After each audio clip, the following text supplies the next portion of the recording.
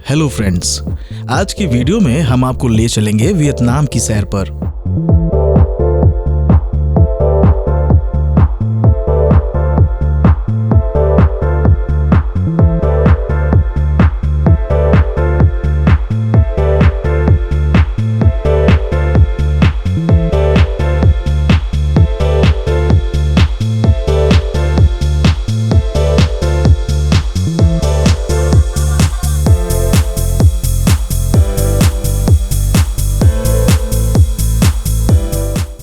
Vietnam के लिए India की मेजर सिटीज से डायरेक्ट फ्लाइट है, तो हमने शुरू की अपनी जर्नी दिल्ली से हनोई के लिए। दिल्ली से हनोई की यात्रा लगभग 4 घंटे की है। हनोई पहुंच के हम गए अपने होम स्टे में, जो हमने एडवांस में इंडिया से ही बुक कर लिया था। ये होम स्टे है सेंट्रल हनोई में, जो कि एयरपोर्ट से लगभग 25 किलोमीटर की दूरी पर है। हनोई की मेन अट्रैक्शन की अगर बात करें तो वो है यहाँ का ट्रेन स्ट्रीट, जहाँ ट्रेन कैफेज के करीब से गुजरती है।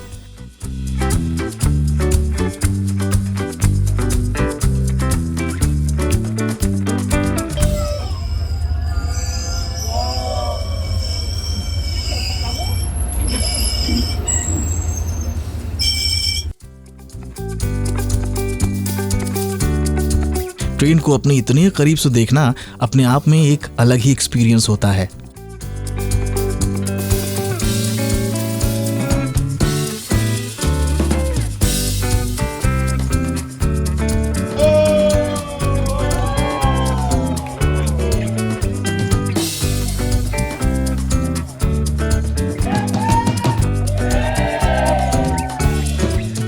ये ट्रेन्स कुछ घंटों के अंतराल पर गुजरती हैं और आप ट्रेन का इंतजार करते हुए कॉफी और स्नैक्स का मजा भी ले सकते हैं।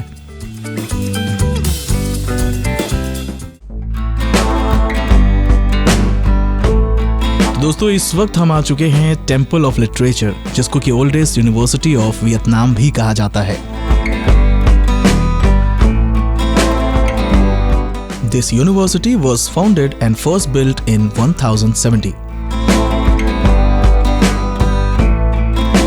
ये यूनिवर्सिटी कैंपस फेमस है इसके इतिहास और इसके आर्किटेक्चर के लिए।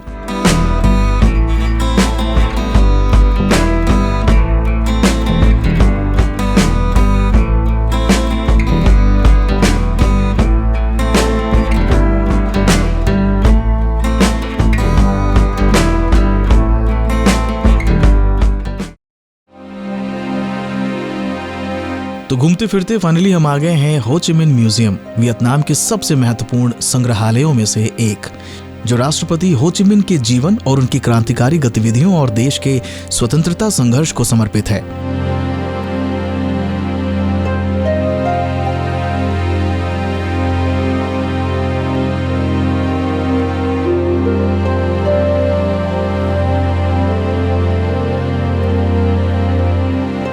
(1990) में निर्मित यह संग्रहालय अपनी अनूठी कमल के आकार की वास्तुकला के लिए जाना जाता है और यह स्थित है बा दिन स्क्वायर के पास।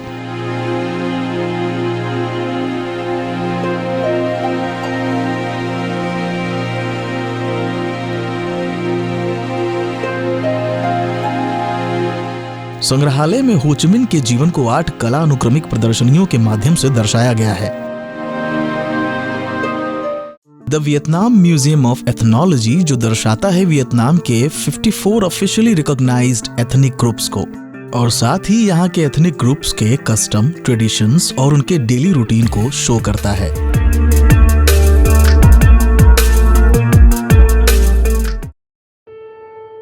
दोस्तों, ये है hoa lo प्रिजन, जिसमें hoa lo commonly translated as fiery furnace और even hells hole also means stove। France के शासन काल में यहाँ पॉलिटिकल प्रिजनर्स को रखा जाता था और वियतनाम वॉर में अमेरिकन सोल्जर्स को।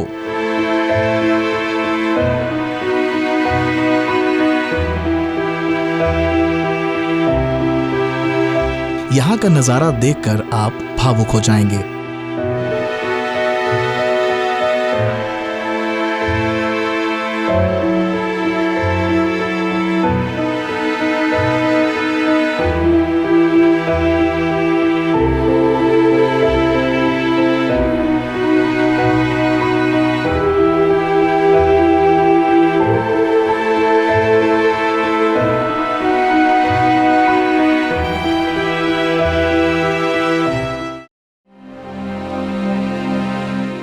सो घूमते फिरते हम फाइनली आ गए हैं सेंट जोसेफ कैथेड्रल। यह हनोई का सबसे पुराना चर्च है और ये फ्रांस के नोट्रे डैम की तरह दिखता है।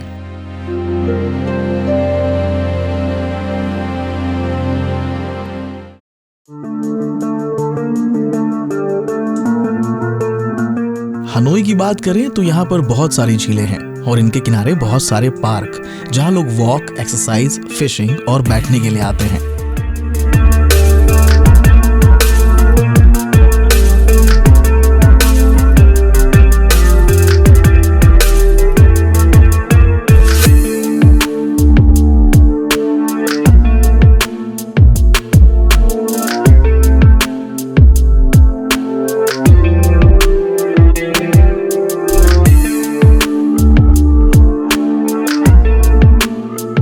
और यहाँ बैठकर इतना अच्छा लगता है ना कि सारा दिन यहीं गुजार लेने का दिल करता है।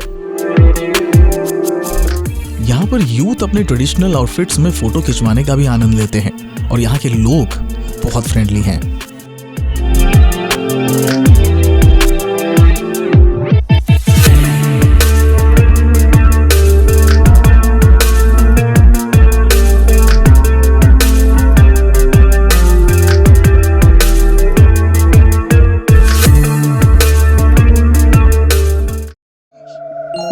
घूमने फिरने के साथ साथ थोड़ी बात खाने पीने की भी कर ली जाए। यहाँ खाने में लोग बॉइल्ड फूड ही पसंद करते हैं और यहाँ का खाना आपको पसंद भी आएगा।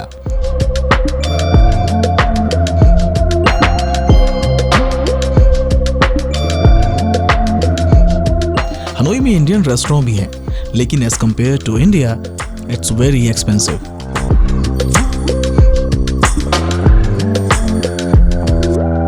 चलिए यहाँ की करेंसी के बारे में आपको कुछ बताते हैं। यहाँ की करेंसी है वियतनामीज डोंग, जिसे शॉर्ट में VND कहा जाता है। यहाँ का सबसे बड़ा नोट 5 लाख का है, जिसकी कीमत इंडिया के 2000 रुपए के बराबर है। चलिए आपको ले चलते हैं अब सीधे होलांग बे, जो कि हनोई से लगभग 2 घंटे की दूरी पर है। होलांग बे के लिए आपको टूर बुक करना पड़ता है। इसमें 3 स्टार्स, 4 स्टार्स और 5 स्टार क्रूज की फैसिलिटी अवेलेबल है।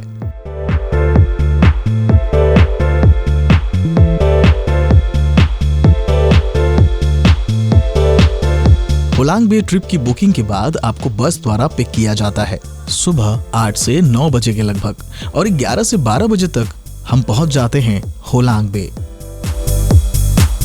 यहां पहुंचकर सबसे पहले हम देखते हैं पर्ल फार्म, जहां पर सीप से मोती निकाला जाता है।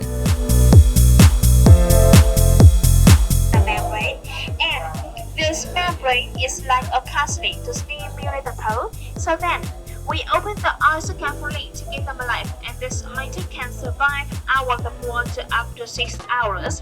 She put 2 things into the body oyster, the membrane and nuclear, one nuclear into the 3 products altogether. आपको बता दें कि यहाँ बहुत बड़ा पर्ल शोरूम भी है, जहाँ पर आप पर्ल ज्वेलरीज खरीद सकते हैं।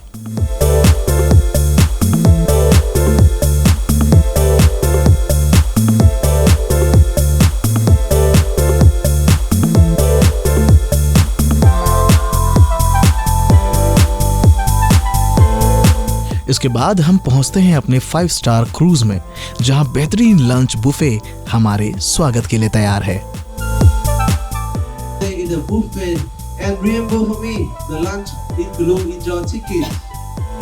पेट पूजा कर ली गई, बेहतरीन लंच हमें मिल गया। उसके बाद शुरू होती है हमारी समुद्र की रोमांचक यात्रा। वाह, क्या अमेजिंग नजारा है।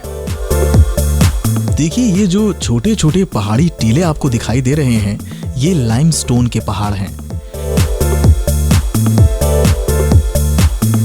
कुछ टाइम क्रूज में चलने के बाद हमारा पहला स्टॉप होता है और यहाँ उतरकर हम चलते हैं केव की ओर।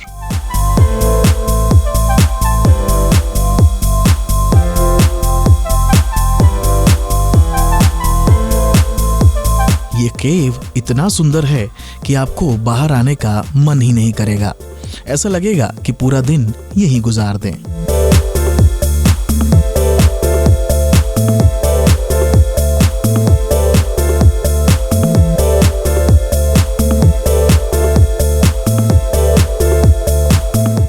केव देखने के बाद हम फिर चल पड़ते हैं क्रूज पे।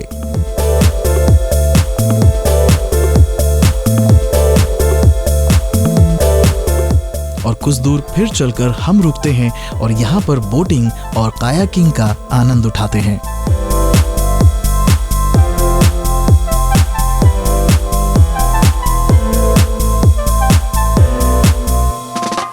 बोटिंग और कायाकिंग करने के बाद हम फिर चल पड़ते हैं आगे की यात्रा पर।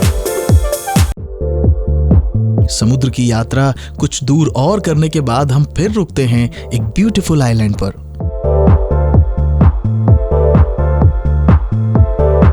और यहां हम चढ़ते हैं खतरनाक चढ़ाई।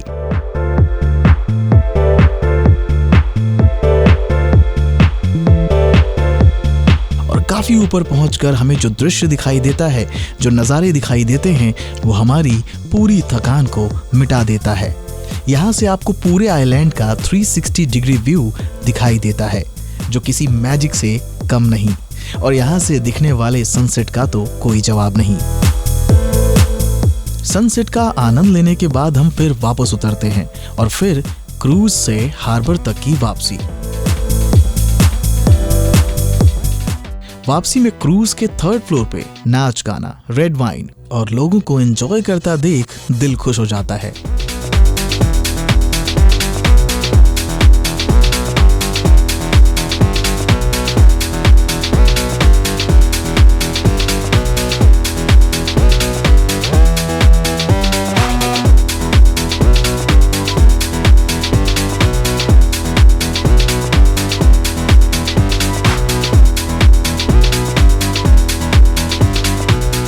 डांस और सिंगिंग पार्टी के साथ साथ हम कब हार्बर पर पहुंचते हैं ये पता ही नहीं चलता। फिर यहां से बस से वापस हनोई की ओर।